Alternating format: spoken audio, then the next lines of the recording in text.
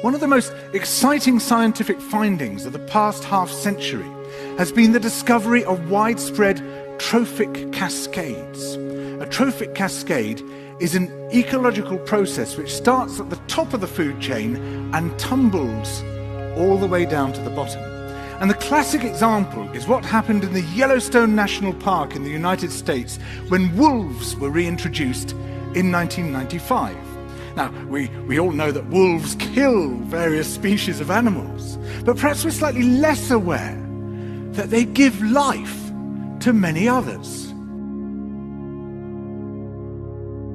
Before the wolves turned up, they'd been absent for 70 years, that the numbers of deer, because there was nothing to hunt them, had built up in the Yellowstone Park, and despite efforts by humans to control them, they'd managed to reduce much of the vegetation there to almost nothing. They'd just grazed it away.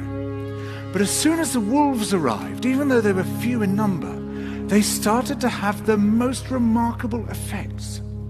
First, of course, they killed some of the deer, but that wasn't the major thing. Much more significantly, they radically changed the behavior of the deer.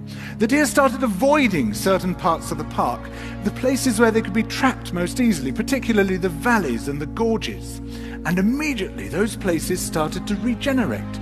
In some areas, the height of the trees quintupled in just 6 years. Bare valley sides quickly became forests of aspen and willow and cottonwood. And as soon as that happened, the birds started moving in. The number of songbirds, of migratory birds, started to increase greatly. The number of beavers started to increase because beavers like to eat the trees. And beavers, like wolves, are ecosystem engineers. They create niches for other species. And the dams they built in the rivers provided habitats for otters and muskrats and ducks and fish and reptiles and amphibians.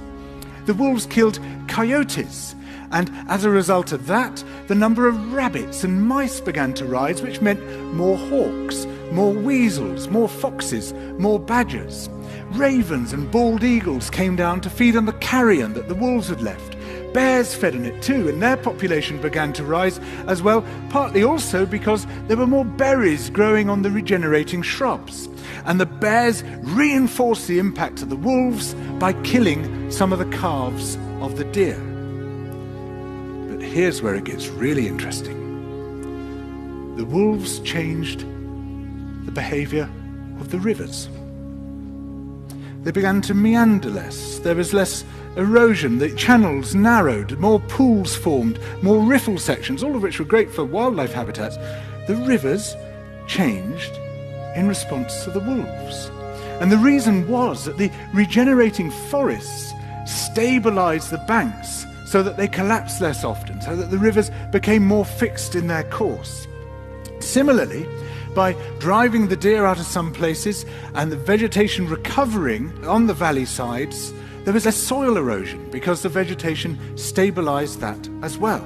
So the wolves, small in number, transformed not just the ecosystem of the Yellowstone National Park, this huge area of land, but also its physical geography.